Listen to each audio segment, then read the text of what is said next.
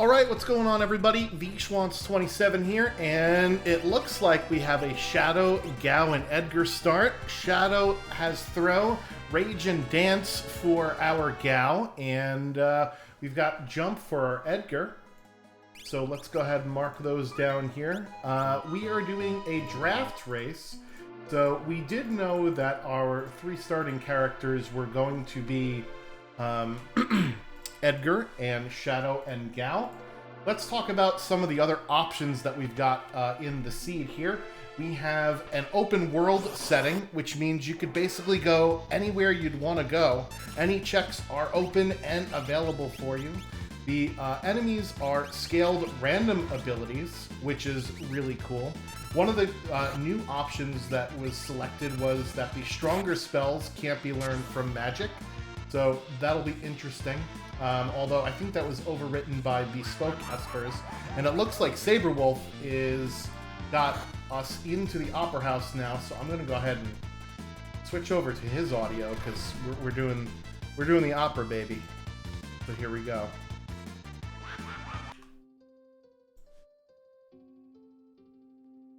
Oh, my hero and all that.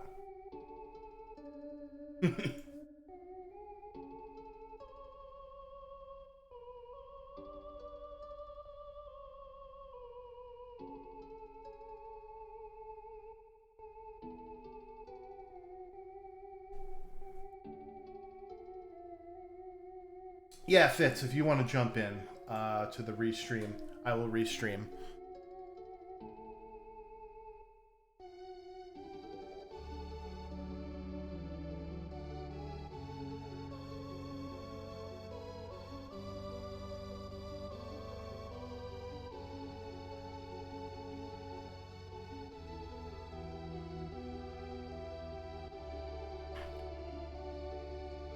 There it is. Parachuting in from the Epic is one free Fitz. Thank you so much, Fitz, for hopping on board.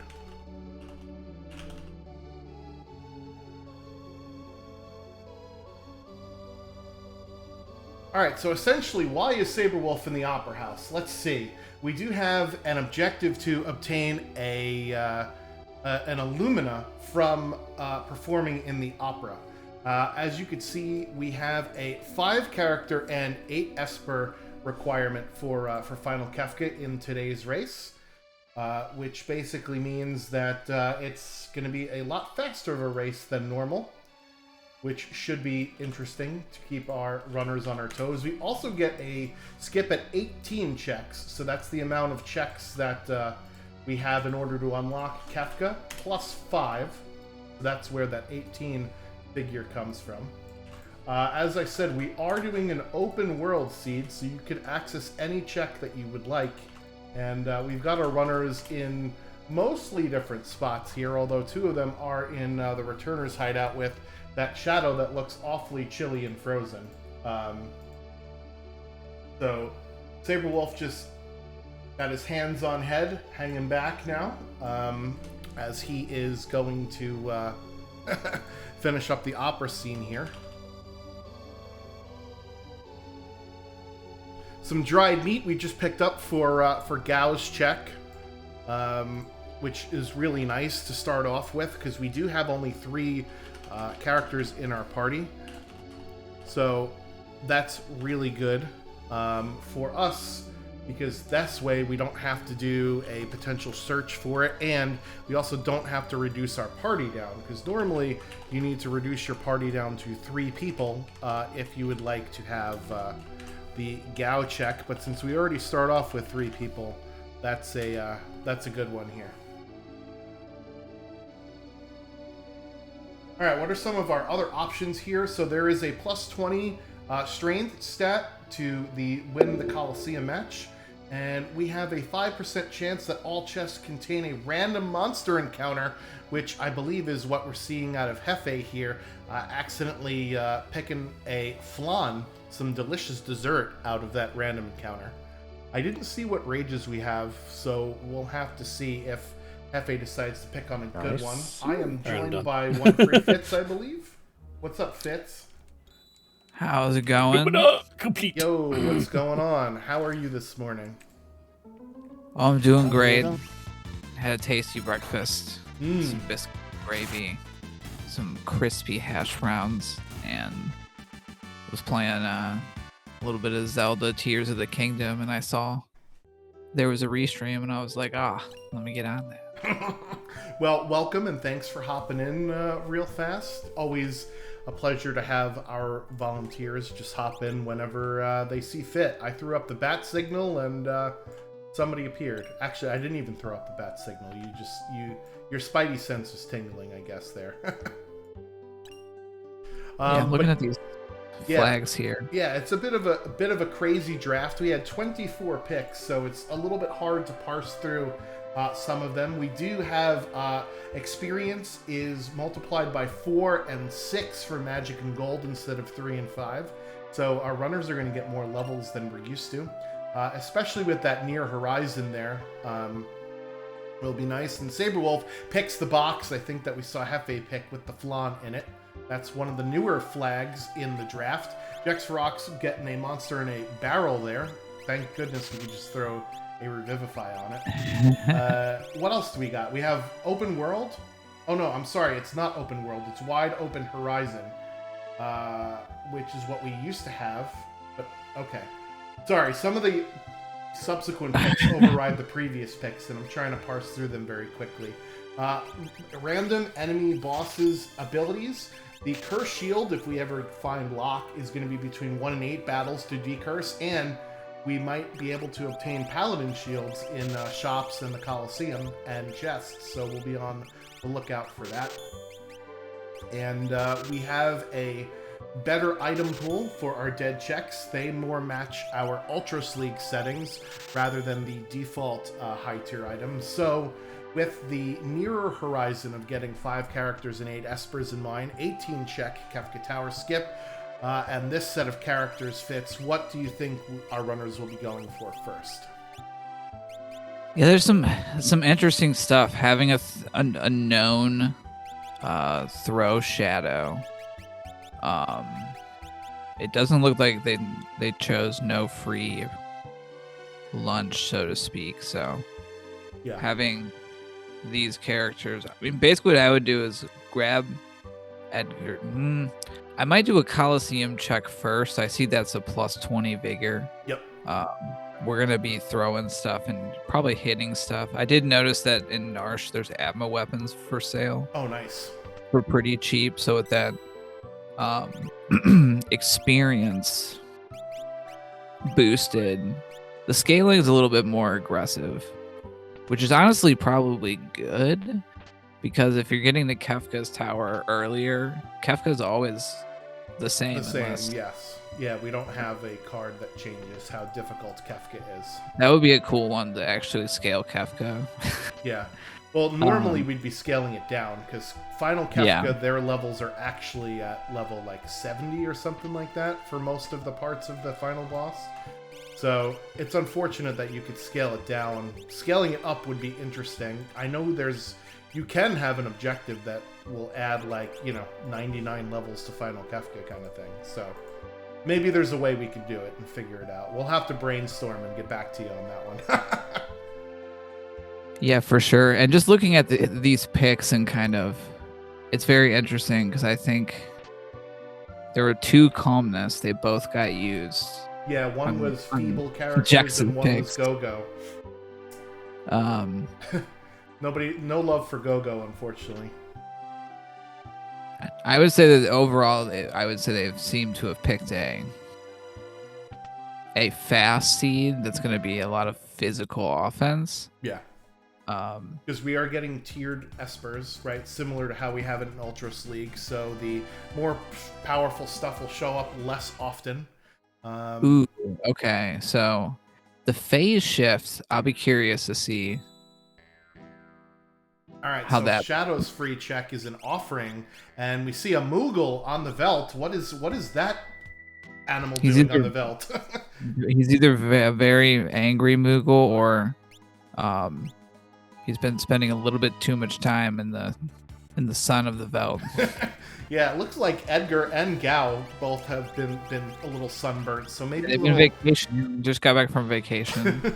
little Christmas in July here for our runners. Well, I guess Edgar's from the desert anyway, right? So maybe that makes Mog- sense. He doesn't need to work on his tan. They fell asleep on the roof of Figaro Castle and got themselves a sunburn. Yeah, these are interesting starting characters. My opening would probably be to get my freebies. Oh. Do Serpent Trench into Floating Continent. Yeah, so we do see Serpent Trench for Drinks Glue, and we have Floating Continent for Hefe, and we have Stray Cat as one of our rages as he's picked up on. So I didn't actually see what Mog has as an ability. Did the draft command not work? Oh boy. Oh, that command does not exist. Okay, hold on. Let's fix that. Yeah, I know you did something. There we go. So yeah, so those are the options for the draft. Sorry about that, folks. Yeah, I think with a throw character, right, you tend to cut your looting a little bit short once you found your throwables, and then you just start to go. And that's what we're seeing from both Hefe and Drinks Glue here. And we did have, I mean, we know there's an Illumina that we can just go get. Which is what Saberwolf got. And we know Edgar can use it naturally, so it's like, Edgar's also got natural jump. He's like, Edgar, figured out. You know, Shadow offense, figured out. Oh, Gao's got Stray Cat. Yes. Pretty figured out. I saw a Prussian in the Serpent Trench. That's another high tier rage, just in case. That's probably more useful until we start to get levels for the physical damage to take over. Yeah, looking through that rage list, other than Stray Cat and maybe Madam for Pearl spells, we are we're stuck with Stray Cat. Lullaby, not gonna do much to Air Force there. Jex Varrock in the Coliseum. I think he. Oh boy, that's not a fight you'd like to see. And unfortunately, especially when you're just doing one just to get a win, probably, and not for like an item. Correct. Yeah, he did get the +20 magic power, but didn't save, so he might have to back out. Meanwhile, Saberwolf shows us that Gao can use the Illumina, so Stray Cat Illumina Gao is an option on the table for us, which is a bit overkill, but hey, you might as well. Now, does Pearl proc with Cat Scratch? Oh no, Jex Varrock is frozen in the Coliseum. We might have a Pearl Lance or a Pearl Rod from somewhere. Yeah, because really with Stray Cat, anything that hits hard, I'd love to see a sniper. The sniper is my favorite sniper offering. Well, we do have access to an offering from Shadow's free check, and that is our first Esper on the board there, Tirado, at the Floating Continent #1 spot. So Hefe jumping out to the Shiny Stone lead. Got a speed +1, really nice for your jump user. Drinks Glue, meanwhile, also grabs an Esper there at the end of the Serpent Trench. Saberwolf showing us something new, I believe. I don't think any of our runners went to Figaro Castle yet. Gao is unfrozen, but is doing a death dance. Yeah. There we go. Yeah, there it is. Another offering on the Figaro throne as well. Multiple offerings this seed. Well, and Atma weapons for sale for only like 34,000 gold. I mean, ooh, supers. Yeah. What are those? That's in World of Balance Nikea after the Serpent Trench, so it looks like Drinks has already got 4. Yeah, it looks like Saberwolf also found some Super Balls wherever he is. So multiple shops with Super Balls this seed already. Yeah, I mean those are gonna really make.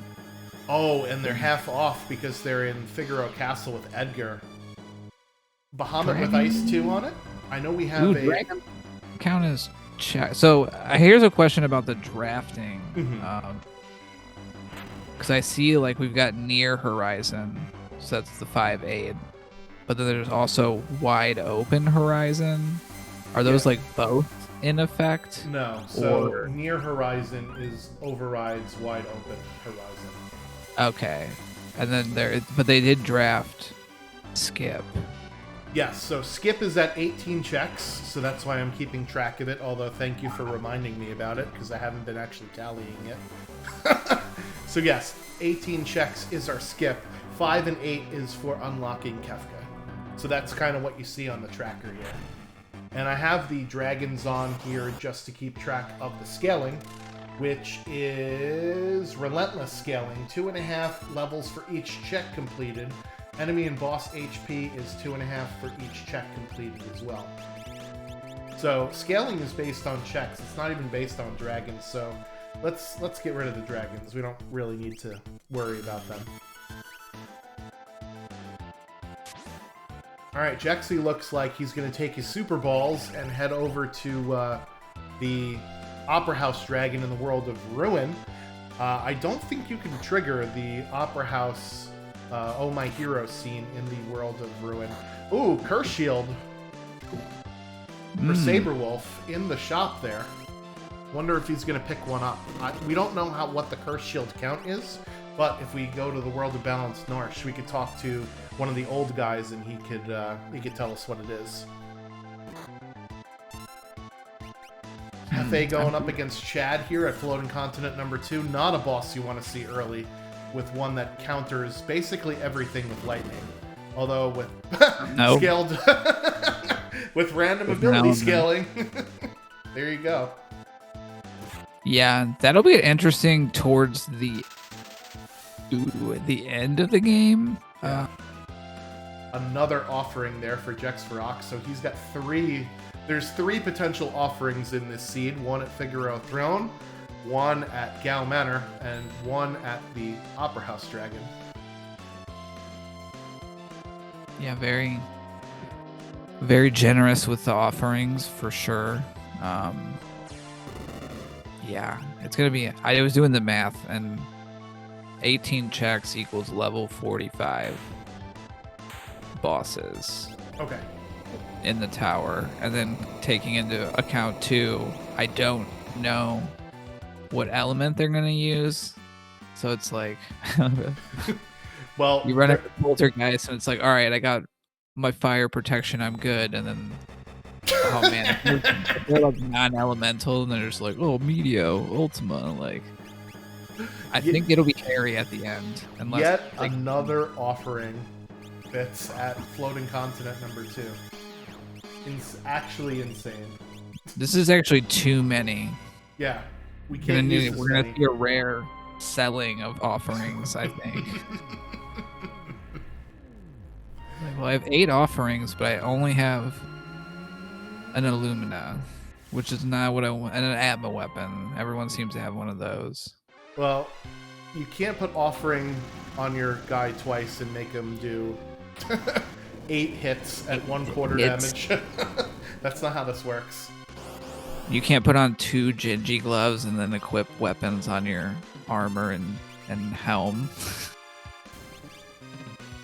All right, That would be so pretty cool. yeah, that would be really funny.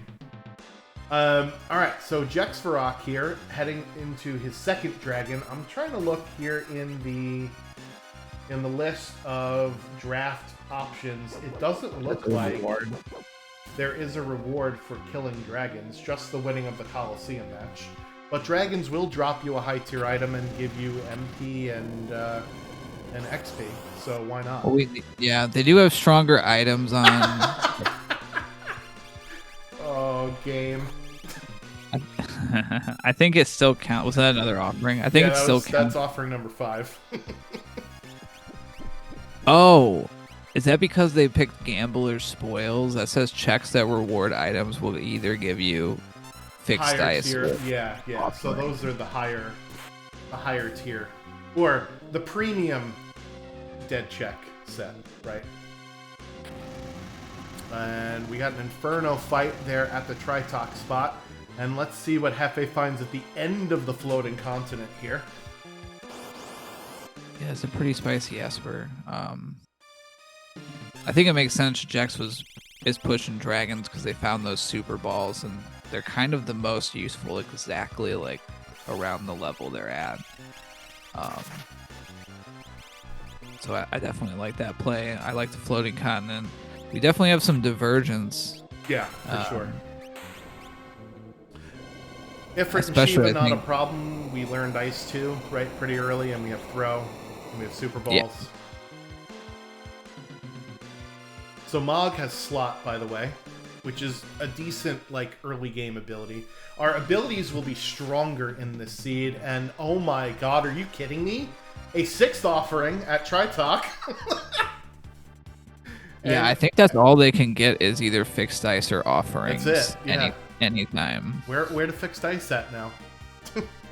And I know we might have a lot of fixed dice going on, and we'll probably end up summoning a certain community member. Yeah. Somewhere. I have never seen this many offerings in one seed.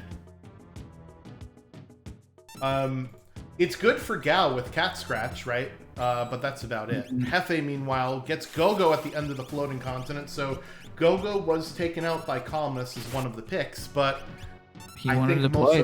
most of our runners, I think, are going to go get Gogo anyway here.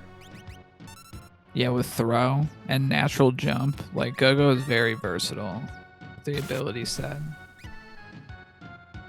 Yeah, Throw Go is one of my favorite things to do in the game. Yeah, plus anyone that went to, because Bahamut was the Esper out of the trench, which is a nice, powerful summon that's also fun to mimic.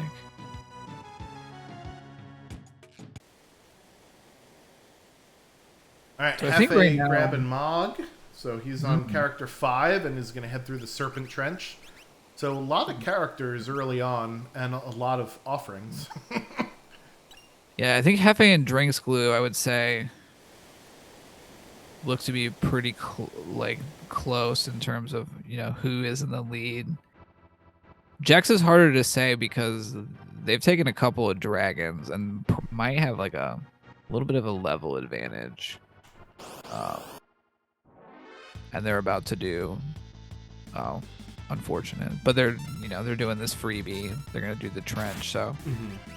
Yeah, unfortunately, Gao, or whatever the reward is at the Velt, won't come into the party with a formation that's anything other than the normal battle formation, so a side attack means that Jexfarok is going to run away. Hefe heading through the Serpent Trench will get his Esper at the end of it. Glue is still tossing out super balls like they're rice at a wedding here, taking down Ifrit with the one-shot. Will get his Go-Go. 20k GP for that glowing stone from Tzenthi. Less than one Saberwolf offering. shows us. Yeah, it's you can't throw offerings at the enemies. So you might Yeah, I as don't well. think Saber has run into the offering train yet. So they're having to do a little bit more thinking. Super Ball. Yeah, they don't have as much stuff. They might have to pass on that for now. Until they find one of the 7 offerings that are available. Yeah. So Jex has done, I think, a bit more homework before starting out, right? Because he had the dragons plus the Colosseum dip. So he's level 14. Saberwolf's at level 12-ish, it looks like. I didn't quite see what the levels on some of our other runners are. But he also has the plus Vigor. 102 Vigor on Gao with that Hyper Wrist. That is a spicy meatball there.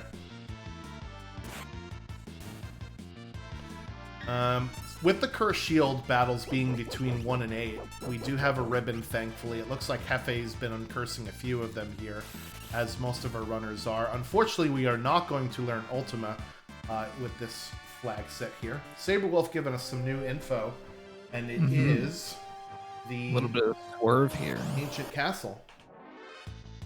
I like it.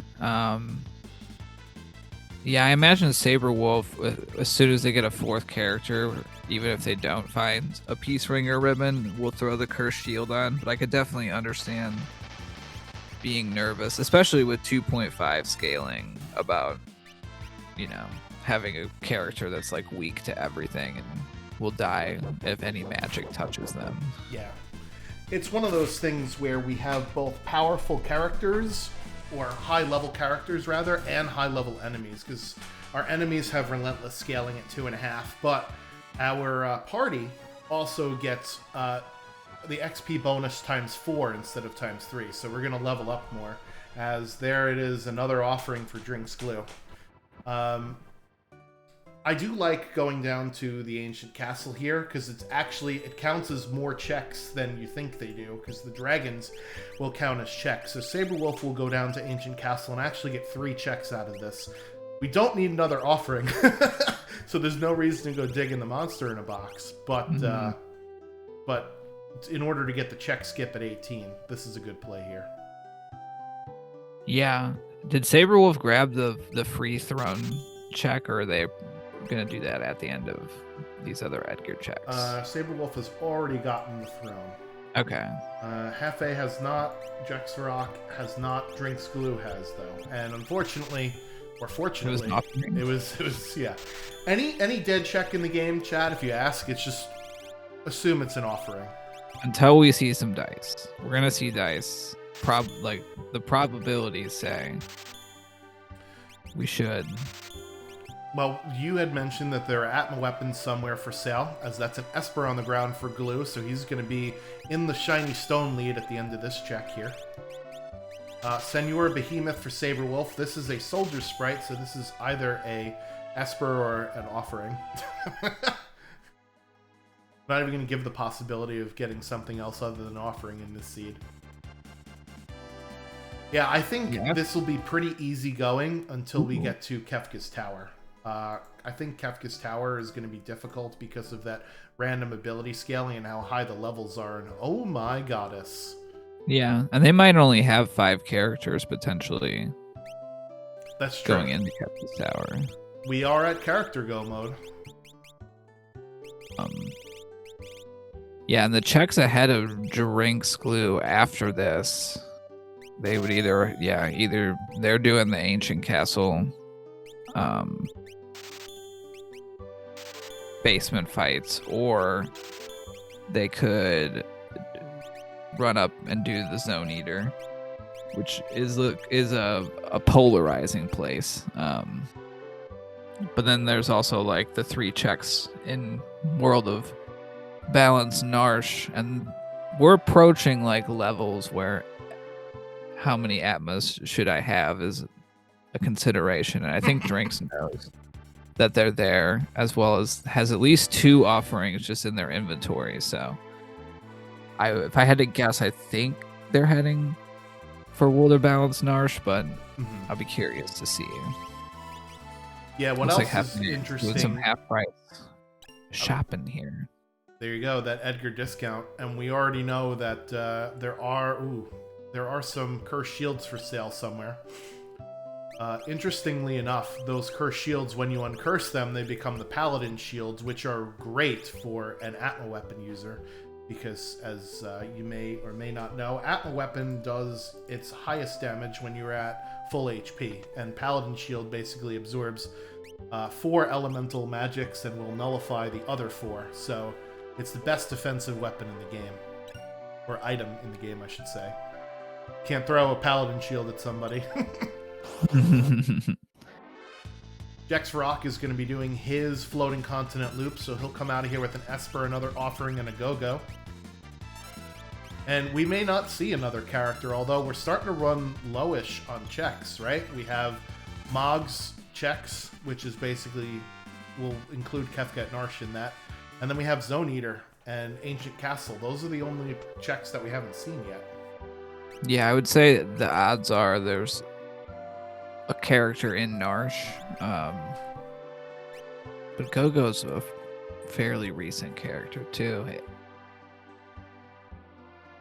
I guess it's like 75-25. Yeah, Go-Go only has the 1 check, Zone Eater. Mog has Moogle Defense, Lone Wolf, and while you're up there, you might as well do Kefka at Narsh. Palador with just Kier 2 on it. That is not a character down in Ancient Castle. It is an Esper, though. Very nice. Unfortunate for Saberwolf. If that had something good on it. He does have magic power +2. That was from the tentacles fight. So that at least is a decent Esper to throw on Gao or maybe Shadow if he's going to be throwing elemental schemes. But the longer that Saberwolf goes with just 3 characters, the worse off he's going to be here. Yeah, I'm trying to think of... Because, ideally they were hoping to probably pull a character on this little bit of a swerve going here earlier. But it's like, we know now that it's like everyone's kind of having to choose between here, which is where Drinks ended up going, and going to Narsh. And it's a Storm Dragon down here for Saberwolf. Let's see what we get from the Dragon Drop. And surprisingly, well, maybe not surprisingly, maybe this is just me. I love having Go-Go when I have someone with throw, but Go-Go's stats certainly leave something to be desired. Although with the +20 strength from the Coliseum, that's an easy way to boost their stat. But Hefe is going with the party without Go-Go. I don't think Drinks Glue has Go-Go in his party either. So no love for Go-Go thus far. I love a throw go.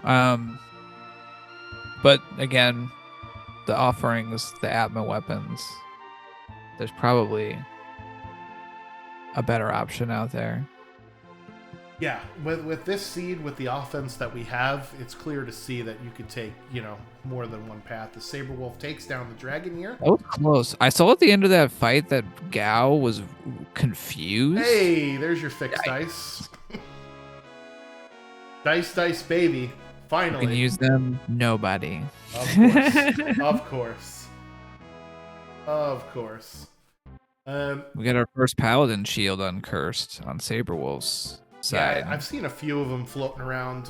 So he's got his setup is Gold Lance on Edgar, Cat Scratch on Gao, Throw on Shadow. That's a pretty good threesome for now. We got one Moogle and one Masquerading Moogle for Drinks Glue, as he's picking up his 4th Esper there. First one of our runners to double-digit checks. And Fitz in chat, we'll have to have a prediction here. Where do you think our 6th character is? It's got to be up in Narsh at one of the Moogle spots, or it's got to be at Zone Eater. I'm rooting for Zone Eater. I'm cheering for Moogle defense. I guess I'm feeling a little spicy today. Where I think what our runners would love to see them at is like Kefka at Narsh. Yeah. And or the Lone Wolf check. Yeah, I'm going to go with, let's do Cyan at Moogle defense. He's an upstanding citizen, He wants to help save the lowly Moogle. I'm going to go with We'll go with Locke at Moogle defense. Oh, a little vanilla action. Ish. Yeah, I see Turdsman in chat is calling the Yeti in the Zone Eater. Yeti is a perpetual favorite of everybody on stream. I will say for there being 5% monsters in a box, or not monsters in a box, 5% encounters in chests. We saw like one early, but our runners are still pretty confidently pulling on chests, so maybe 5% is not high enough for it to truly be called hazardous chests. Although there are some really nasty encounters. Are they unrunnable too, if I remember? No, they are not unrunnable. Their runnable is still based on whatever the runnable setting is. Hazardous. It needs to be. Yeah.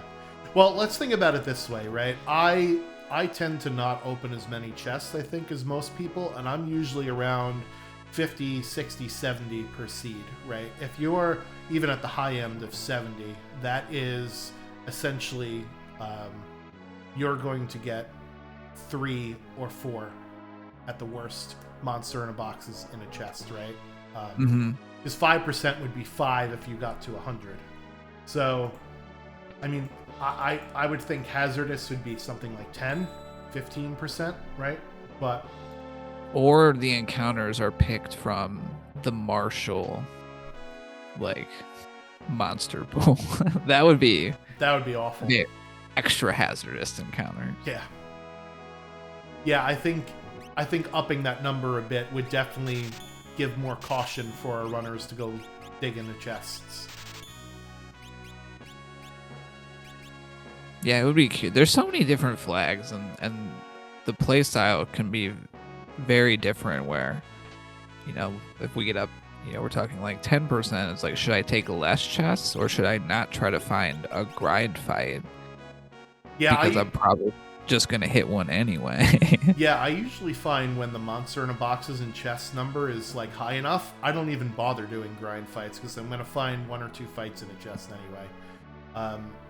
One of the cool things about the Worlds Collide community, you can check us out in the Discord, their link is in the chat, is that we do lots of different weird asynchronous weekly races, and one of them that I host is the draft async. So basically, the first and second place winners of the previous draft can draft the new flags. And this week's draft I think is particularly interesting. The chests are completely empty. We do have a barter shop system, and you start with 100,000 gold. So basically, you could buy 50 items, and then you have to go fight in order to get more ones. So it's kind of interesting. Right, so you can make your Worlds Collide experience radically different depending upon what your flags are. As Saberwolf takes down Goddess with just Gao for another Esper. He's avoiding all of the character checks so far. Let me ask you this: what flag for you do you feel like is like a personal favorite that might be like underrated, or maybe people don't notice it and don't mess around with it very much? I really like the equipable Espers flag. So normally in Worlds Collide, if you can't find like a physical offensive build for your character, or your commands are not that great, you could always go, hey, I'll fall back on Espers because you could basically just teach anybody magic, right? That is not the case with the equipable Esper's flag. It makes you or forces you to have to pick and choose exactly what character you want to learn magic on, and maybe that character, like a realm for instance, if they can't learn all the great spells, then maybe they shouldn't be a magic character. Maybe you're going to have to pivot to something else. So that's one of the flags I really, really like. It's not one we see very often though, because it's out of the standard. And I'm gonna switch over to Jexverox's audio for a second here for the opera, because of course we are. Yeah, the quiet Josh, I see you just joined the Discord. We do have an Oh My Hero emote in there. It's one of my favorite ones, I think. So that was one that I had to upload because somebody did something really nice for me. And I was like, hey, I need to express a thanks other than a dab. Because, I mean, dab is universal for lots of different things. Drinksglue, meanwhile, heading into the Coliseum to get the plus 20 vigor. I think Golden Shocker pointed out in the chat that there's an experience egg in here somewhere. So we did not see that with Jexverox. We just saw a bunch of garbage, quite frankly, as now a couple of our other runners have gone and done the Ancient Castle Dragon to get that fixed dice to go with the 6, yes chat, 6 offerings we have seen thus far this seed. Yeah, and Chad, if you look under your chair right now, I think you'll find that we put an offering there for you. Oh boy. So to recap here, we are doing a draft race. Our runners have to get 5 characters and 8 Espers to unlock Kefka, 18 checks to get to the Kefka Tower skip. The scaling is higher than normal, but so is our rewards, right? So we're going to get more XP and MP and GP than normal. We get a Illumina by completing this Opera House scene here from Jexverox. That's why he's doing it.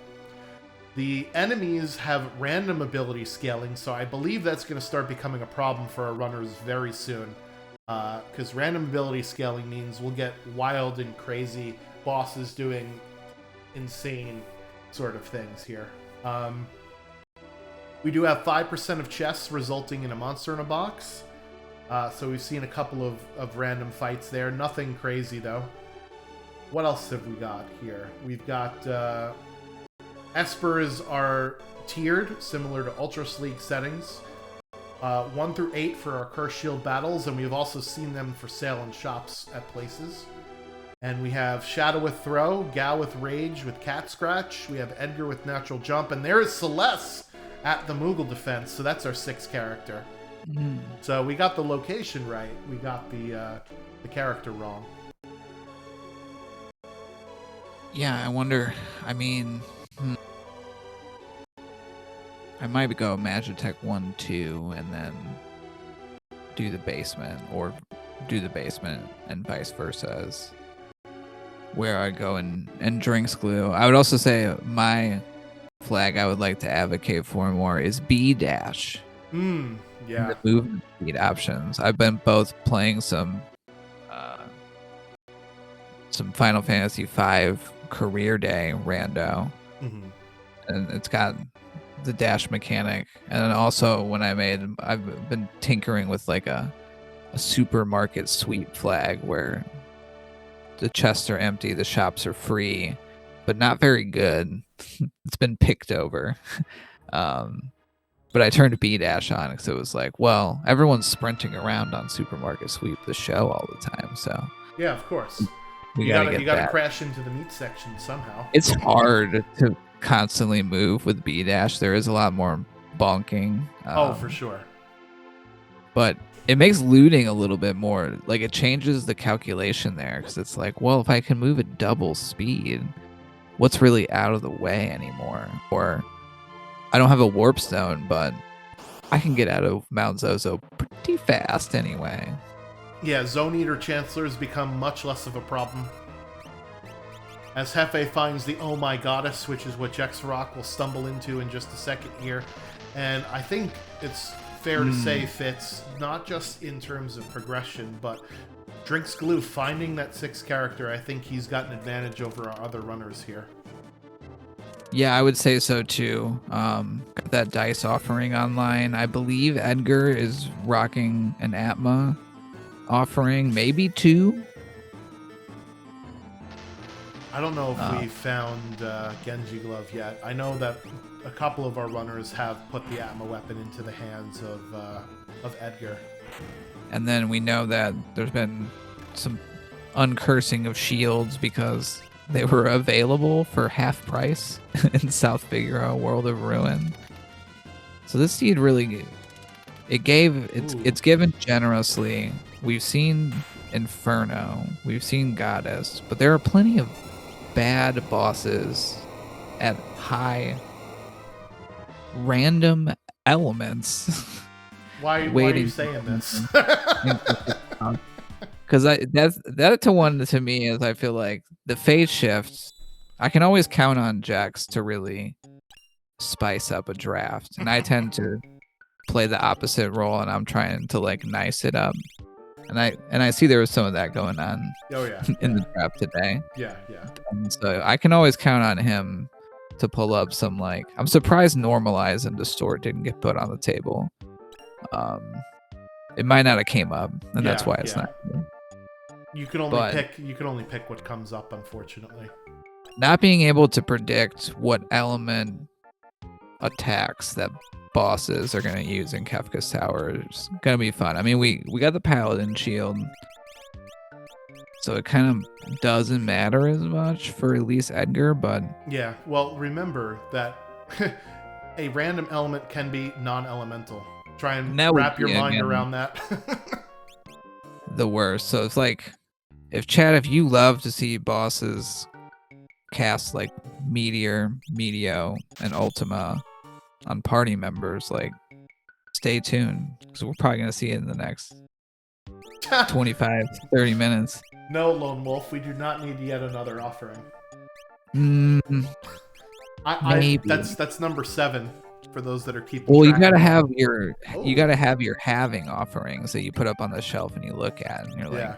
that's a pretty cool scroll. Because I'm pretty sure that's what that relic actually is supposed to be, right? Is like I think in later editions it's called the it's Master secret Scroll. technique that allows you to attack very quickly.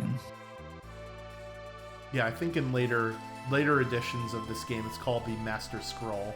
So that makes sense. All right. And, you know, that's some fancy art to put up on your mantle. There you go. Make sure you put it in a nice frame. All right, so Hefe heading up to World of Ruin here is going to be heavily disappointed at both the dragon fight and the Tritok fight being offerings again. Drinks Glue grabbing a piece of calmness protection from Lone Wolf. That's Golem, so that's really good for him. And he's going to go fight this Kefka at Narsh with, that looks like the Ice King Kefka there down at the bottom with that palette swap. Yeah, and we do have multi-summon on as part of the draft, so that golem is super useful. Yeah, part of bespoke espers at the end says. Interesting. Espers can be summoned multiple times per battle. Well, that's nice, because that basically means that we can use Golem on Tier 1 for all of their physical attacks, on Tier 2 for 10 hits, and then on Tier 3 for Calmness. Yeah, for having starting to have a power overwhelming sort of setup, multi-summons of Fenrir or Golem will make dealing with that a lot easier. I'd probably teach somebody Float if I had it too, just because I think that Kefka's gonna get melted pretty fast, which is fun, but also scary. Well, I mean, I haven't been paying very close attention to the spells that we've been learning, but I don't think I've seen Instant Death or Mute anywhere, so that will certainly slow our runners down just a little bit. As Hefe gets one of the 7, yes, count them 7 offerings that we have had so far in the seed. It's a very magical number of offerings. Yeah. I think you can summon the offering dragon at this point. And then you get the super offering. That's what gets you the 8 attacks. Is that how we bring back Leo? We need to get to 7 offerings? Oh, yeah. You get Leo with double... What would it be called? If you equip an offering in the relic slot of all your party members... It comes with Octo Fight and you get Shock, Leo. of course. And he can cast Ultima with 1 MP. You know what I would like to do, and this would obviously be not like very much in the spirit of keeping Worlds Collide as vanilla as possible, but you know those relics that grant you like those really like not so great abilities, turning steel into capture and slots into GP rain? I want to redo some of those relics so that you can actually get like possess and shock. I think that would be interesting to use up a relic slot to get one of those commands on your character. Yeah, that could be interesting. I could also see like if coin toss had some sort of bonus effect on like someone that already had GP rain, or it'd be like turn slot into GP rain, and like 50% more damage to GP rain or something like that. Yeah. Well, I know GP Rain is pretty big in one of the other games, right? Oh yeah, Final Fantasy V. As long as you have the money, it's kind of a fairly easy button. It doesn't ignore magic defense, so there are situations right where it's not good. And Final Fantasy V has a lot of annoying bosses where if you hit the wrong part, terrible things happen. Or there's one that like 3 of them are illusions and one's the real one. My least favorite boss mechanic. And there's no tell, right? It's just like oops, you guessed Jet wrong. Prime has and Son of Sun. There's still like hit the right part or else boss. We don't really have that. I'm glad. Yeah, well, with Son of Sun, at least you could tell which is the right one, right? Interesting. There's like a tell for it. All right, Drinks Glue is our first runner into Kefka's Tower at 16 checks. So I think their strategy is, as they've overloaded the middle party, let's take out Atma Weapon and let's take out the Dragon to get to 18 and then skip into the middle there. 19,000 GP in World of Ruin for Tizen Thief, so it's not much cheaper in the World of Ruin than the World of Balance, but it is cheaper, so Hefe will be getting another shiny stone here. Yeah, price is fairly stable in the apocalypse this time.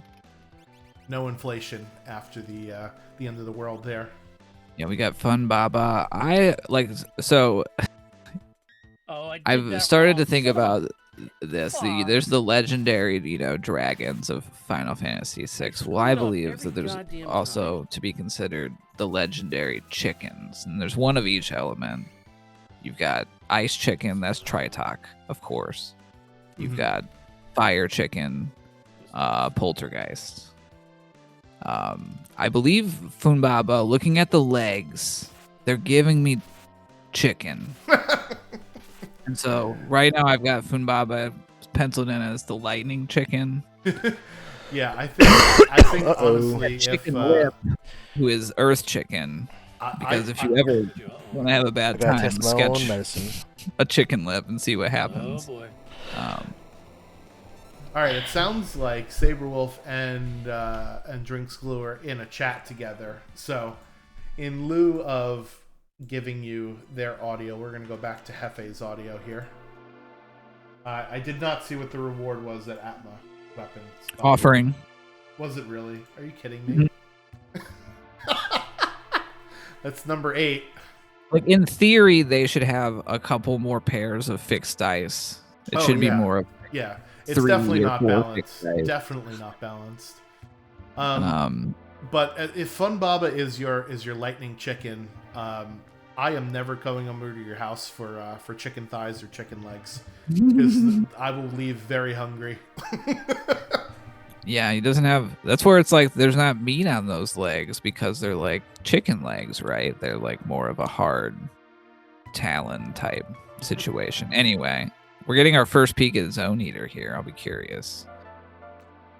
Yeah, because so we believe that the way through the seed is with Celeste at Moogle Defense, but we'll see what Saberwolf gives to us. And Hefe will actually be in go mode before he gets to Celeste here with Lone Wolf and then Kefka at Narsh. So it'll be interesting to see if he decides to do Moogle Defense, because he is at 14 checks, so he would be at 17 if he does Moogle Defense, or 16 without it. So I think it's also interesting because none of the draft choices modified the chest randomness %, right? And they've been finding some, like, they've got a lot of elemental shields. They've got a lot of, I would say, good stuff. This seed has just been like, here you go. Go fast. Have fun. Hey, there's some fixed dice. And that is Kefka Tower Skip Unlock.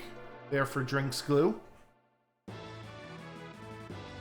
Yep, so the good news, skipping the whole walk with our scaling, level 45 bosses. This is where it could be fun. All right, so not Kefka's Tower, Zone Eater rather, was Alexander. So our way through this seed was Moogle Defense, after knowing everything that we know now. And unfortunately, we haven't gotten any of Celeste's checks. So we don't know how the seed branched off from there, but unfortunately, a pretty linear one here for our runners. Yeah, it's pretty much had to get Mog. Have to do. Moogle Defense. Although there's probably, I don't know, there might be enough loose espers. Yeah, I think if you went to Zone Eater, right, like Hefe will get to 8 before he gets Celeste. Mm-hmm. So, and he did Tizen Thief and did not do Zone Eater. So between Tizen Thief and all the other ones, we definitely could have gotten it. All right, taking a look at our espers there on Drinks Glue. We have Raiden, so that's one source of instant death. Mm-hmm. We have Golem, there's our Calmness Protection. We have Palador, that's our way around Fallen One, because I don't think we've seen a Mega Elixir yet. No. Healing spells are available, but Cure 2 is the best one. A lot of haste too. All right, so we got Rexol here. Not great for our offering user. What is he gonna do here? He's thinking. Oh, fixed dice offering. Awesome anyway. Not what you want to do against Rexol. So this fight's gonna take a while, unfortunately, for Drinks Glue, because he only had Fire and Quake, and Fire will heal the boss, and Quake will kill your party. So.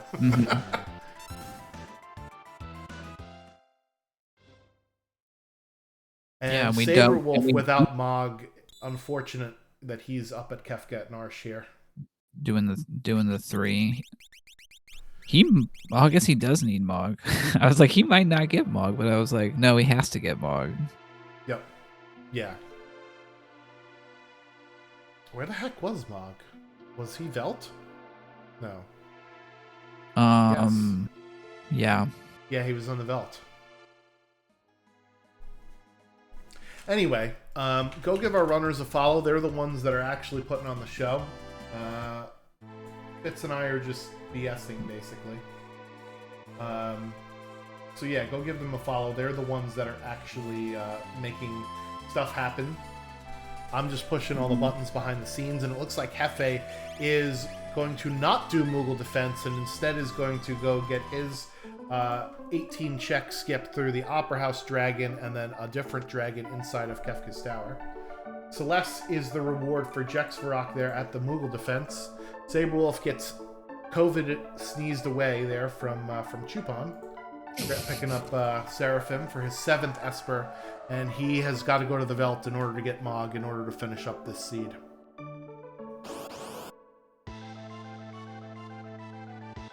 Second boss here for Drinkslu and Kefka's Tower. We have random ability scaling. That's why you see opening Quake from Blue Dragon. Wow. Ew. That's not water. Thankfully, Gao is still floating from his previous rage, and we have a couple of Paladin shields, but Edgar did not survive that opening Quake.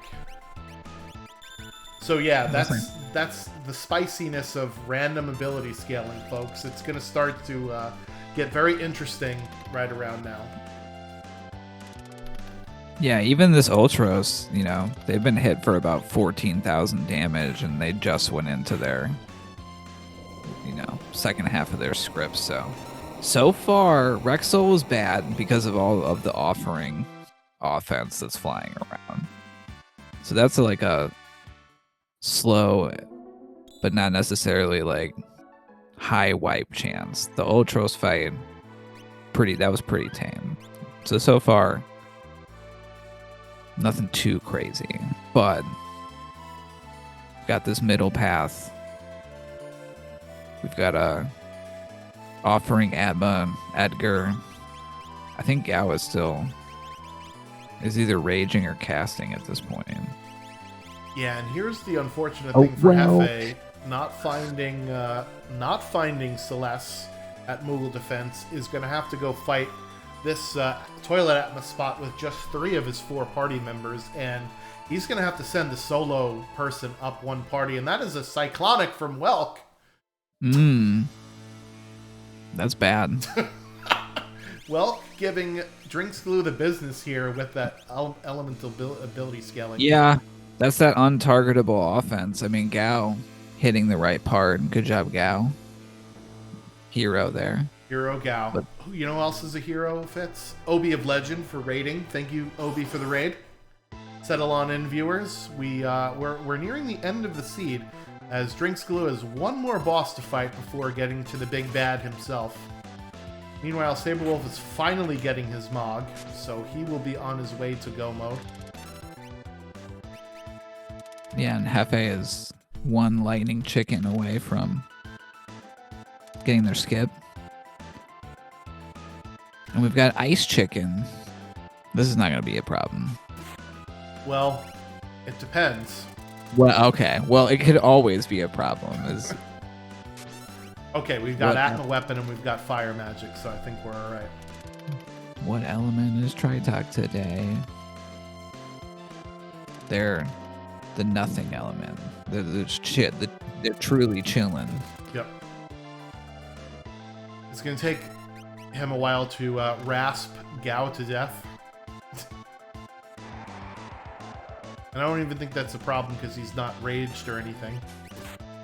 A cyclonic counterattack from Funbaba. Jeez. Alright, and Jex just needs one Esper to go, so he is heading into the Magitech facility. We did see the South Figaro prisoner spot was also an Esper, so he's got a chance here at one of the first two parts of the Magitech factory that are Esper item only. Or he might get some more offerings. Or that, yes. So in case you did miss the beginning of the race, as Glue steps on the switches at about an hour in, we will be uploading this race to YouTube at some point in the future. So make sure you follow our YouTube channel for races and other sorts of videos and stuff.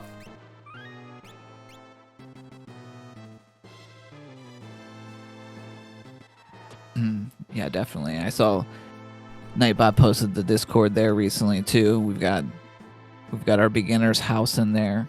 A lot of helpful people that will help you get started or... Alright, chat. Well, Drinks Glue is heading up to Final Kefka. How long do we think this battle is going to last? I am going to go with 8 minutes 49 for my prediction of how long he will take in this battle. Fitz, you have a prediction here? I'm going to go with 7 minutes 59 seconds. All right. 101.26 is when the battle starts. Get your guesses in chat here. We know we have access to Raiden, which is instant death. We have some Golem for calmness protection. However, I don't think we have a way to deal with magic on tier 2, which could be a problem. Yeah, we don't have mute. We can multi-summon both our instant death and Golem, so we don't have to worry about... Ooh. Here we go. Yeah, here's the problem with non-targetable offense, though, is that we may be eating... Well, it may not be a Quake. It might be something else. So, Do Kefka's parts get random? Oh, no, they don't, since they're not scaled. You're absolutely okay. correct. So they're that would be absolutely buck wild. Yep. Meanwhile, Jexrock heading into Kefka's tower here.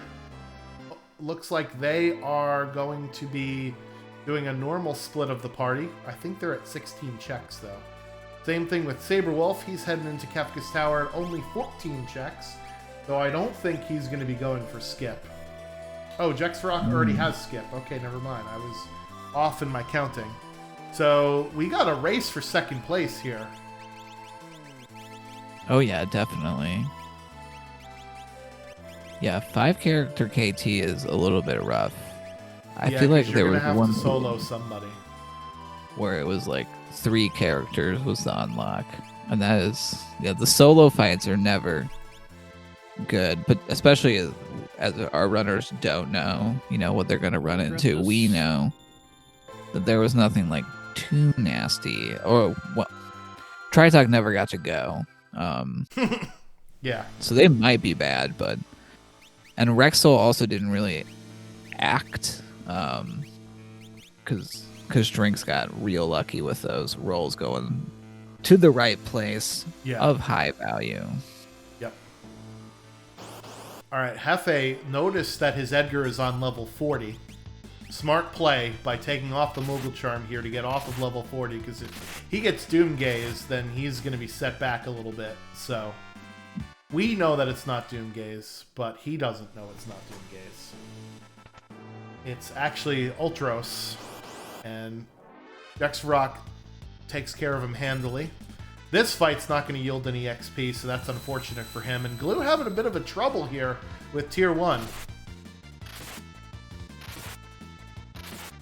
Yeah, I see they recovered and got their Edgar back up. Yeah, well, there's now one part of the boss left. Sometimes when you're in a fight, it is... You might think it might be better to get your characters healed up immediately, but you also waste a turn, and the other enemy will be able to still damage your characters. So sometimes it's better to just kill 1 or 2 parts of the boss and then heal up afterwards. So that's, I think, what Glue went for there. Yeah, I'm surprised we didn't see a golem cast. I wonder if all of our runners saw that last bit of words about the Esper flag, because this part really just punches, especially when short arm is, or that arm is the only one that's left. Yeah. Because it has a, what, like 50% chance to counter an attack with a punch. Yeah. And they are hard punches. Physical offense is all that Tier 1 does, basically, aside from a couple of other things. Meanwhile, Jexvarok taking a Marsupial to the face with Wombat from Welk. Ooh, and the then shell a countered with a Windy Wind. Oh no. I was like, Ninja Star. The shell's throwing Ninja Stars. Get out of there. Alright, well, now that we... Oh no, Gawa's Rage with Cat Scratch. Hard. Uh-oh. Uh-oh. Here comes a Meteo counter from the shell. No! No! The shell is definitely non-elemental, I feel like, based on what it's guessing. That is... You hate to see that happen. Alright, recover the party here, and Hefe has got to go up against Welk. Thankfully, he has Shadow on that side. Meanwhile, Saberwolf giving us the spicy chicken from the Inferno spot. No, we did not see this before. He's non-elemental. And it's a solo Edgar against a Meteor and a Lodestone. Wow. Yeah, this is not good. Saberwolf is at a much lower level coming in here as well. Because I want to say they're in the low 30s. Yeah, Welk is tired of getting beat up easily at the beginning of Vanilla, and they have come to hurt today. Yeah, they're not playing around. Yeah, fortunately, Drinks never saw what the shell can do. Drinksgloof struggling here on Tier 2 as well, so I think most of our predictions chat, he's going to have to hurry up. And this is why I predicted a bit of a longer fight, because we have no access to mute, and magic is just a pain in the neck. Absolute awful.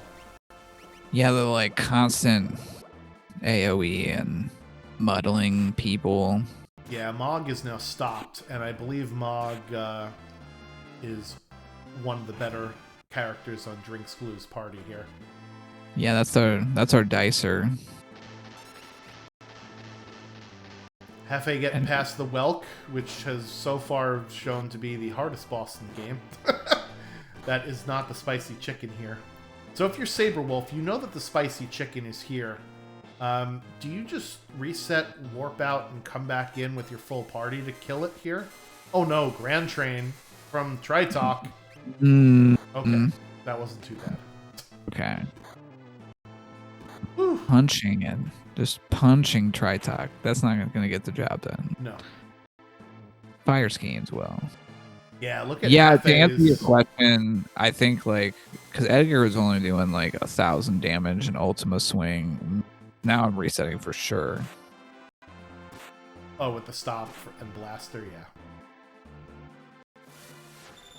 Alright, Hefe's Shadow just doing pure damage with that fire scheme, much more than Gogo is, and that's how he's able to leapfrog ahead of Jexvarok here. Meanwhile, I think this finally might be the end for Magic on Tier 2 for Drinksglue. Order, dispel, yeah. There it is, the end of Tier 2, heading up to Tier 3. He started this fight at 101.26. He is now 7.5 minutes in and has only done the first 2 tiers. So, unless he speeds up real fast, I think we're all going to be wrong in this instance here.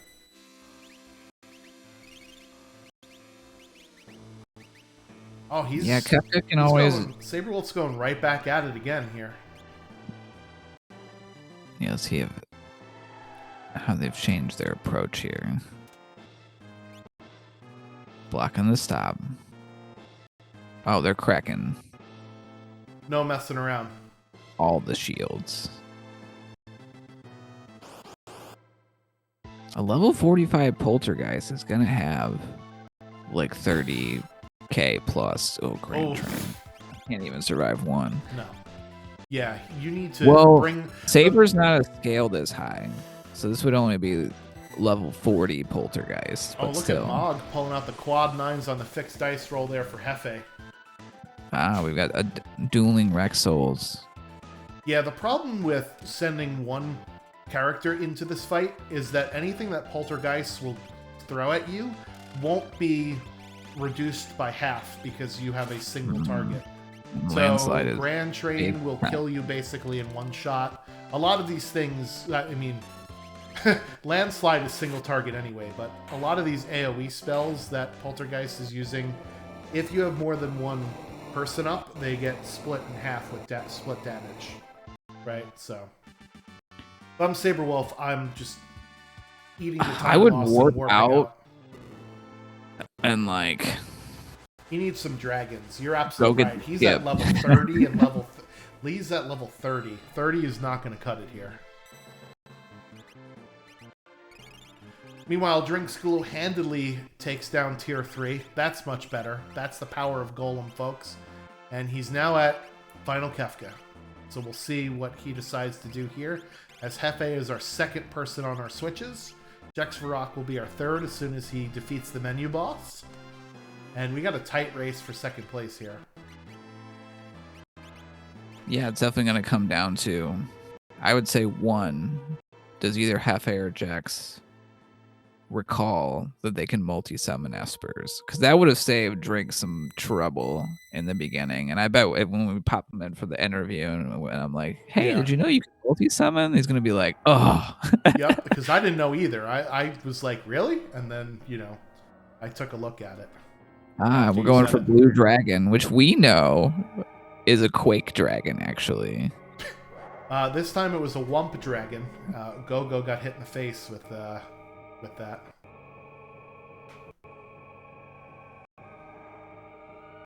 All right. And Wump is where it's one of the ones where like a critter runs across the ground and then like punches you in the face, right? That's right. Yep.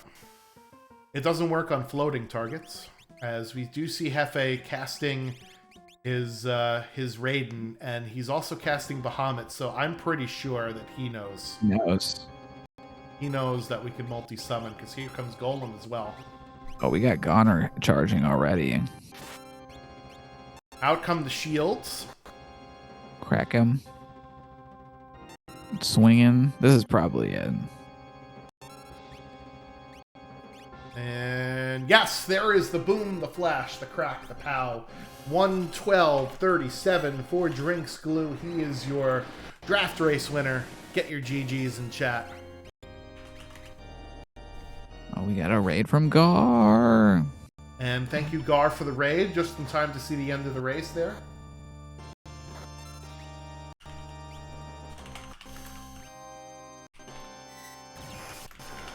And I put the timer on the wrong person.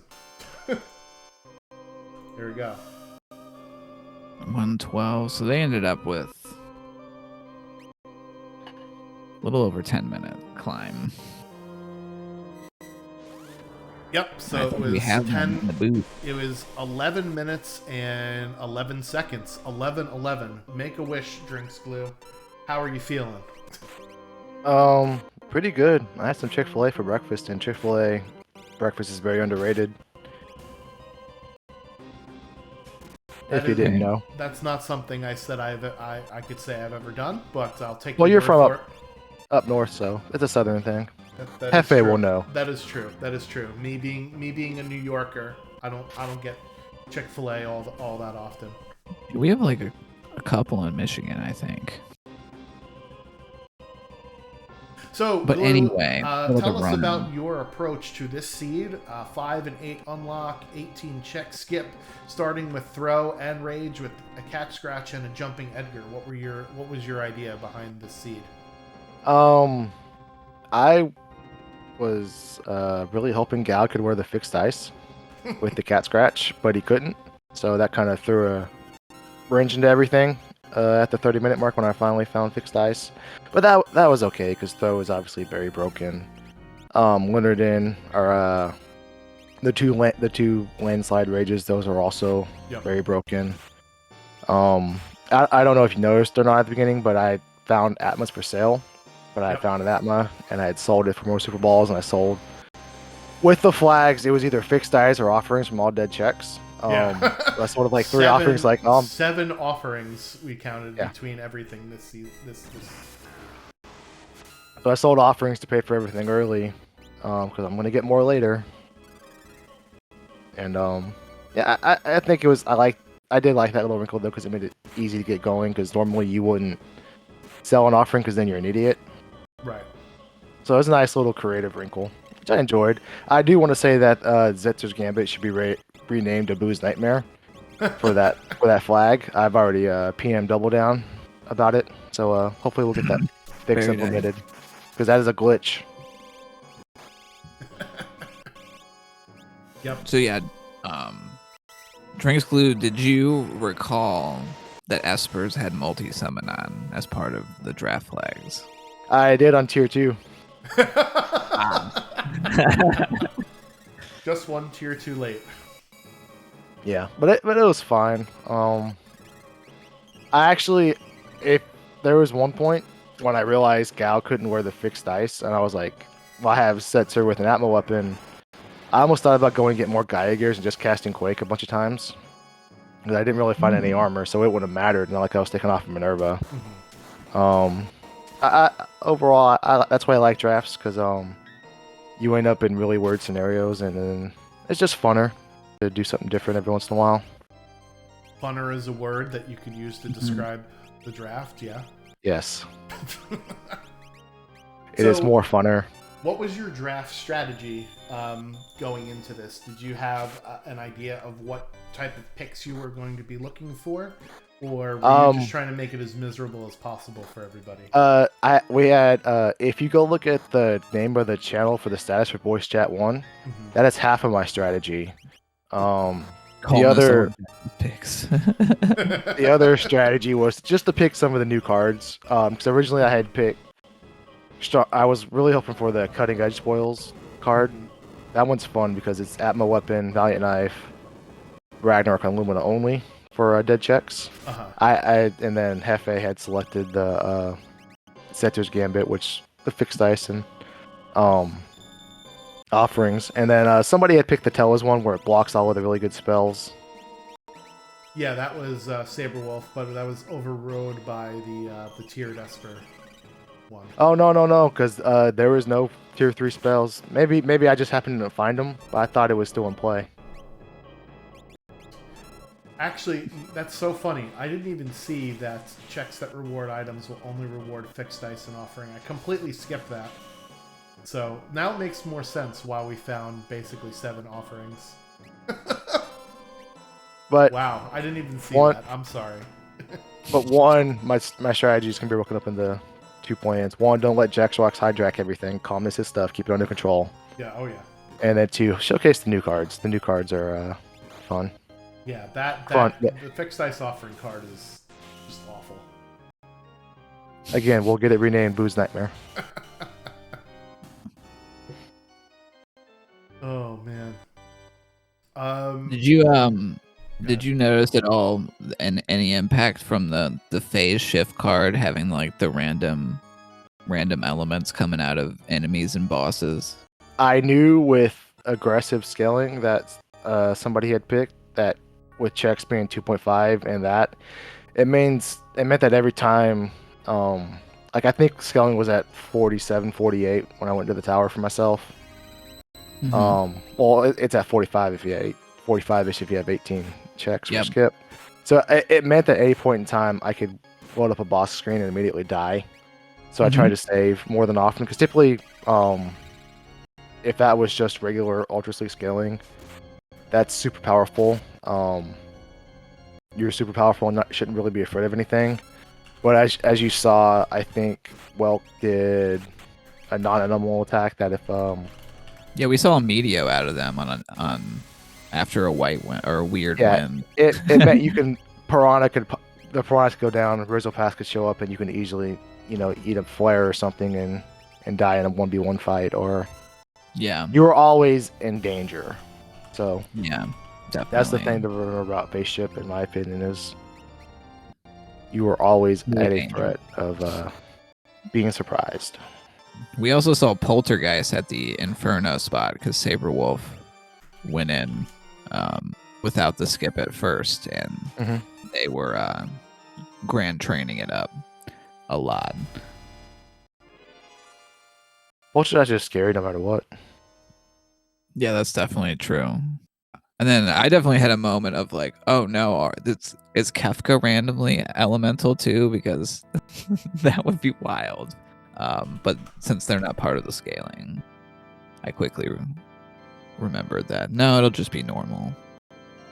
Although I'll say for you, Kefka was being spicy today a little bit.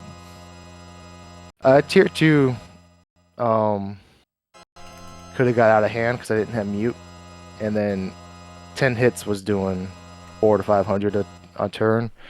And then tier 1 as well because he took down Edgar right away. And I was like, well, I'll just let Edgar sleep this one off for a little bit. There's no point in reviving him over and over and over again. And then he had to back row and have him defend so he didn't go down with the possible counterattack to end it. But that's just what happens when you when all of your dead checks are not going to be armor. So you typically you could find, if you find 7 offerings, in a normal run, half of that's going to be, a cat hood or a behemoth suit or a force armor that will help you with that. And you bank on that a lot more than you realize, I think. So I kind of always knew that was going to be a dicey situation. So that's why I bought 2 Gaia gears early. And I think gold helm. I think I bought a gold shield just because too as well.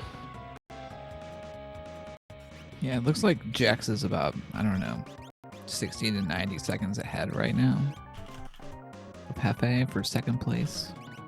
Yeah, it's going to be a close one. Rolling some dice.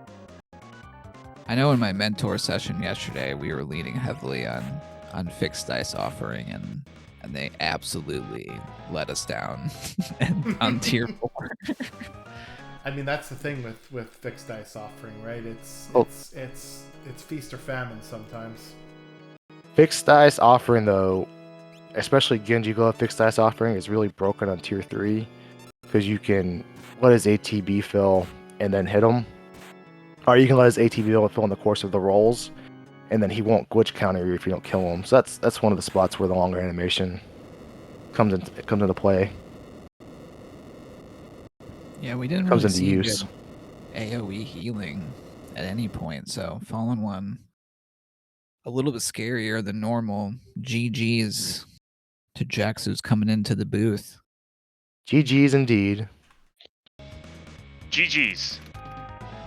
121.49 was the final time, so excellent job, Jex, on getting that one done. What was sort of your strategy with this set of options that got drafted here? Really, it was just roll with the punches. I mean, like, once I saw Gao had the cat scratch rage, I'm like, okay, game on.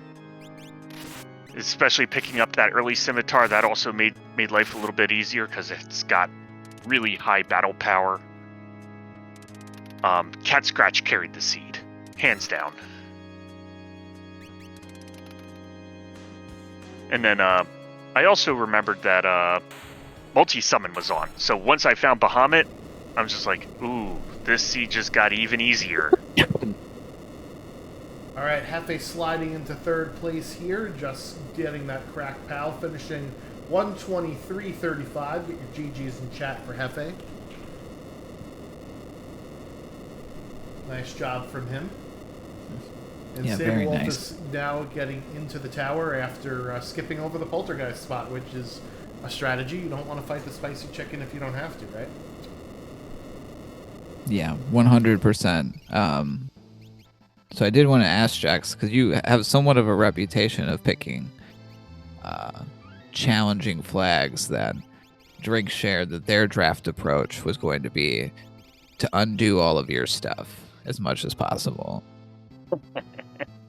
Yeah, I am not surprised about that. But you have a lot of picks, and you still manage to get the higher scaling, the random elements, even though your feeble characters and go-go start ended up getting overruled. See, the Go-Go start wouldn't have been bad. That would have been nice, Especially- actually. well, actually, if we kept Go-Go, we would have lost Shadow. Oh, that would have been terrible.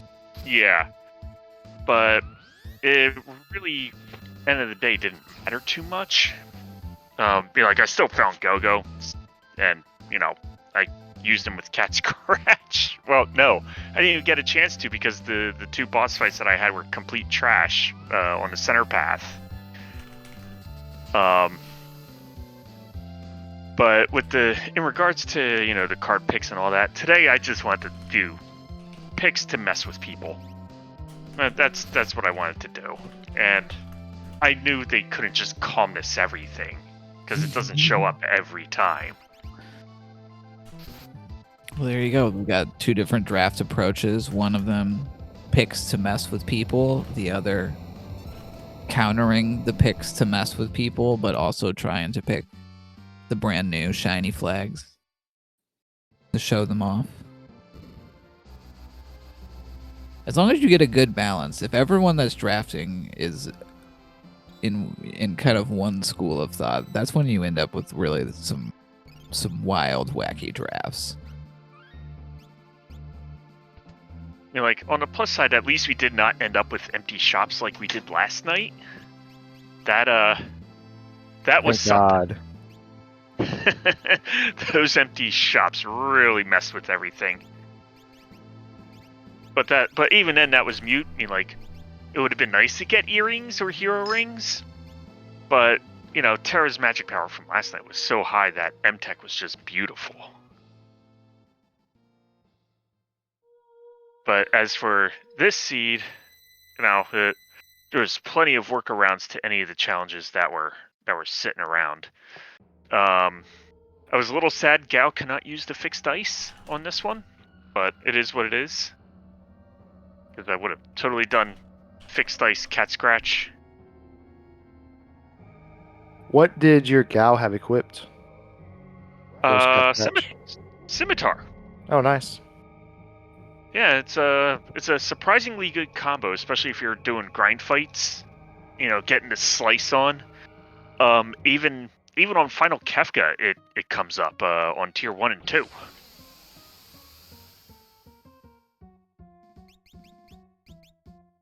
All right, looks we got Saberwolf here heading into their own Final Kefka, only rocking the 5 characters.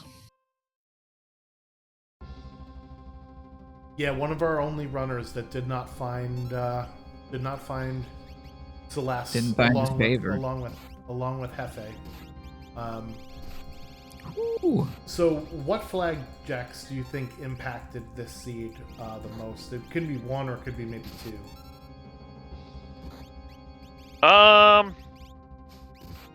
Sure. I have to look at those picks to see which one hit the hardest. Yeah, I didn't think Hazardous Chess only played a small role in the early game, but I think the fights you guys got from them weren't that big of a deal.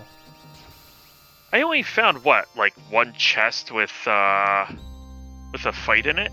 There was a couple, I think, in World of Ruin South Figaro. Okay. No, I looted World of Ruin South Figaro. I don't remember hitting anything. The one between the item and the armor and weapon shop, the barrel, that was a fossil thing. That's right. I forgot about that one because I just revified and walked away. That was it, yeah. And then the first one was Aloe Vera in the in Darsh Weapon Shop or Treasure House. Mm-hmm. Yeah, I think we saw a flan. Delicious flan. Let me see. Of all the flags, let's see. Relentless Scaling actually played a pretty big role in some of my early routing. Yeah, I noticed you didn't take a lot of free checks. Exactly, because right out of the gate, all enemies, bosses included, are sitting at level 1. Right, unless you do a check and then you get bumped up, right? So. And that's why my first check was a dragon fight. That made sense. Yep, get an offering or fixed dice, and a high tier item, and a pile of EXP, and move on to the next one. I completely, this is for Schwantz from an hour and a half ago. I completely missed the card that was you can only get fixed dice or offering. I glossed right over it. So I was having a fit in the booth when we were getting offering like every single time. Yeah, I only found one fixed dice. I was a little sad. I think there was 2 that we saw, and that's it. But yeah, one was the toilet at Ma, and then the other one was down in the ancient castle for me. Yep, I got down in the ancient castle. I got that one.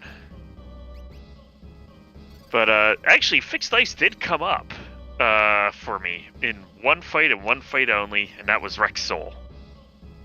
When I realized Bahamut is just going to be a waste of time because I'm going to just mac around the underlings.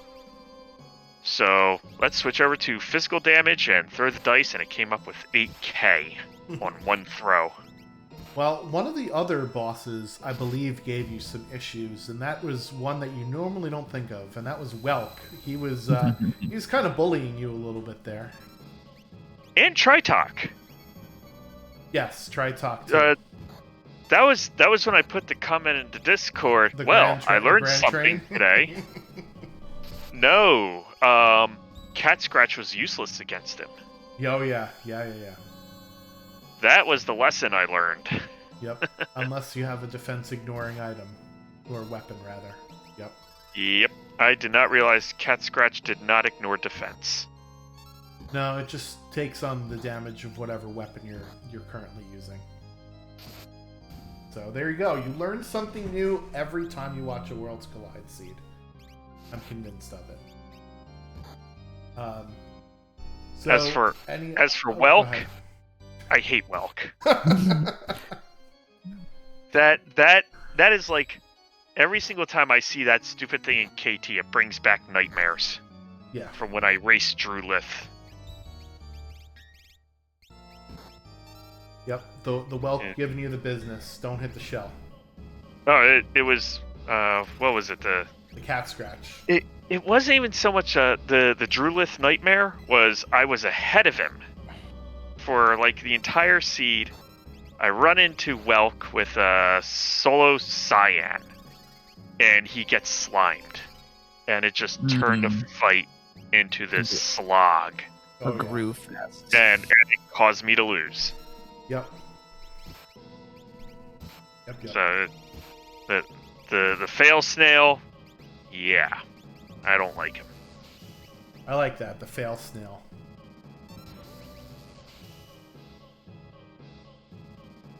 You got any other questions, Fitz, for our runners here? I don't think so. I've just been following along. It looks like Saberwolf's wrapping up their tier 2 here, heading into tier 3. He should just about be done with this one.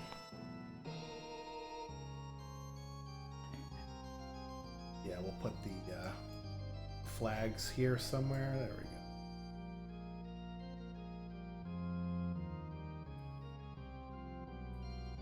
You could probably not even read it, but that's okay.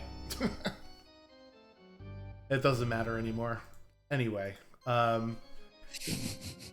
yeah, you guys got any other final thoughts, Drinks Glue? Just to reiterate, Chick-fil-A breakfast is underrated. And 2, we will probably be doing another draft tonight if anybody would like to join us. Well, I will be at a Christmas party, so you guys can have fun with that. Oh, nice. Dexrock, you got any other final thoughts? Things you want to say? Why, of course I do. Anybody here that is new to Final Fantasy VI Worlds Collide, please come join our Discord at FF6WorldsCollide.com. The WC is outdated. Aside from that, please give our Restream team and runners a follow. And come join us in our Discord. We got a lovely community. Would love to have you. Also, GG's, and thanks for tuning in. I do want to plug one other thing. Okay. I guess this Tuesday at 8 Eastern, 7 Central, the big dog himself, Peril, will be hosting a Final Fantasy VI Worlds Collide Year in Review show. He will have a lot of special guests, some awards to give out, and some big announcements. If y'all would like to tune in, Tuesday the 26th, 8 Eastern, 7 Central. Yeah, that'll be a lot of fun. It's sort of like a year in review stream. I am working on a clip compilation, which there are some really there are some things that'll make you go bump in the night, and there's some really funny tidbits in there as well. I'm not going to spoil a lot of it, but I've had to do some audio editing of some of the clips to remove some of the choice language, and I decided to have some artistic license as to what I replaced that the language with. So should be funny. Nice. That alone will be. Did you replace the choice language with the chocobo mark? No, but I'm not done editing yet, and that is a good idea.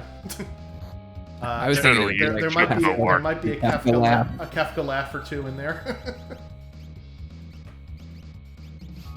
You know, tell Doomgaze to go rah, rah, yourself. You know, always fun. All right, so Saberwolf has got the fallen one here, and I think he'll be fine.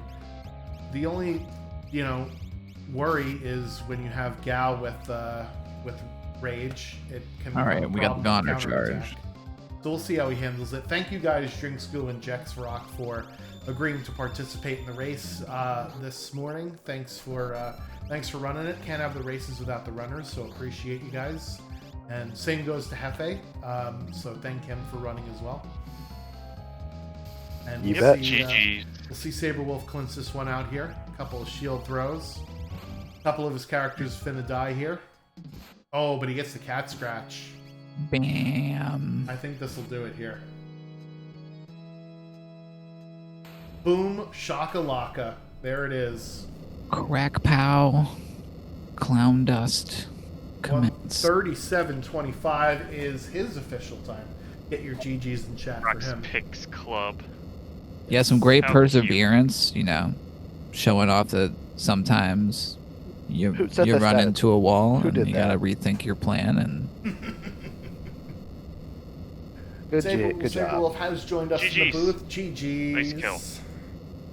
Run into a I had a panic attack at the end. I was like all one health, and he was going to gone. I was like, oh my god. I didn't think it did that much damage to him, but okay. Hello. Shields will do a lot of damage. And yeah, you did northwards of 20k with just that one cat scratch. So that's 40,000 damage just there in those 3 turns. So yeah, I didn't see I wasn't looking at the damage. I was trying to queue up my elixirs and stuff to get out of the 1 health. So I didn't see the cat scratch go off for that much damage. And when he went to Goner, I'm like, oh crap, okay, shield time. I was like, I gotta get out of this. So tell us a little bit about your, I guess, approach to this seed here. What did you do with the options that you were given? Well, I did Maria first because, I mean, Illumina, you have Edgar. Edgar's a natural user. I wanted to get that first to get early game. I saw Cat Scratch on Gouge, but the problem was I couldn't find any good weapons for him. I ended up with putting up an Excalibur on him. And I picked Shadow with the throw command, so I knew that I had good early damage between the Illumina on Edgar and throws on Shadow, so I knew I could get through the early game push of the 2.5 times scaling. But the problem I had was I couldn't find Mog, and I last located Mog, and I got stuck on Spicy Chicken. If those 2 things didn't happen, I'm pretty sure my time would have been a hell of a lot lower than that. But overall, I think I did good. I mean, overall, personally. So I don't really do draft races. So, I just my early game problem was I didn't have money, so I couldn't get the Tizen Thief reward. It was just out of my price range, so that was my small problem. But it was a small problem to have later on because I did have. I knew where the Esper was at the end, so I got my 8th Esper there, and then I had to find Mog at the end, which I didn't know where he was. So, but that was my problem at the end. I just couldn't find Mog, and I got stuck with Spicy Chicken, so. Yeah. So unfortunately, I don't know if I don't think it doesn't look like you talked about it, but the 6th character was Celeste at Moogle Defense, which also opened up the seed a little bit further. But yeah, without getting Mog right away, it sort of led you further and further behind because you only had 3 characters for way longer than the rest of the crew. And what I got prevented was I didn't find dried meat, so I couldn't do the Galvelt check, which was where Mog was, so I didn't have dried meat. So it was one of those things like, oh great, it's one of those, and we know it comes up once in a while on the chat is being roadblocked by dried meat, and that's what happened to me in this run. Yeah, I think if that's what prevented me from having a good time. So it's just the way it is, unfortunately, and it's one of those mechanics we'll discuss verbatim in the Discord and all that till like beating a dead horse and turning into dried meat, I guess. But I mean, horse jerky is the best jerky. Yeah, it's no horse cap. jerky. Yeah. But it's just that's what happened. I mean, what happened was I couldn't find dried meat, so therefore I couldn't progress the seed. Mm-hmm. And that's just the way it is sometimes, you know. Yeah. Also, trying to fight a poltergeist with a single character at level 31 is probably not a good idea either, as you found out. So yeah, I tried. I even went back and I gave myself the ice shield and stuff like that. And it wouldn't have been as bad if it wasn't for the elemental swap out, making Spicy Chicken basically an earth elemental. Yep. Which Element Shield does nothing against, by the way. Yeah. So that was the other problem too. Yep. Yeah. The random elemental scaling was definitely one of the things that I know me and Fitz put on our radar early on, as this should be really interesting to see what happens later on in the season. Yeah, if he was casting those fire spells, those like rock fall spells and stuff like that, my Edgar could have stayed in a lot better. The first battle, he never even really stopped me until I had him down quite a ways. So as long as I could avoid stop, I would have been fine. But with the elemental swap out, it didn't matter because he was doing rock slides and stuff. How you doing? All right, I gotta go anyways. I gotta take a dog out. My wife needs me. So yeah, GG's to them. Again, thank you for running it as well, Saber. Sucks I couldn't find the dried meat though. That sucks. Stock up on jerky this time of the year. We know what you're getting in your stocking, Saberwolf. And oh yeah, thanks for running. Really appreciate it, and we'll catch you next time. Laters. All right, Fitz. I think that'll do it for our impromptu draft stream. I certainly enjoyed this race. You got any other things that we want to discuss before we get out of here? We do have a mentor program. So if you're thinking about picking up this game, you can sign up for a one-on-one session, as well as having one of our mentors review a VOD. I think the feedback so far has been pretty positive, and I think we got a great set of mentors that really enjoy helping new players and watching them, grow and get better at this game. Yeah, I've certainly have enjoyed at least putting it together. We are going to be, I think there's another to-do for me to post sort of the video reviews publicly so that new players can learn from the VOD reviews that are already have been done, in addition to signing up for one on your own. So go check out our Discord. It's in the pinned links in the beginners channel. A couple of forms for you to fill out. and we will be doing a year in review type stream on. Sounds like it's going to be Tuesday at 8 p.m. Eastern time. I've got some work to do for that stream, but it should be a lot of fun. And we are hoping to do a race afterwards of one of our more popular flag sets throughout the year. So I think that's what we might be doing in the interim between now and when the announcement of the next event will be. I don't know if we're going to announce it during that stream, but we are certainly going to be announcing it sometime right around the new year. It might be the start of the new year anyway. So also stay tuned for that. And I've had a great time. Thank you, Fitz, for hopping in last second and doing commentary with me. This was a lot of fun, so appreciate you helping me talk the talks, and the runners for running the runs. And that'll do it for me. And we'll catch everybody on the next time. Thank you, and bye-bye now. Bye-bye.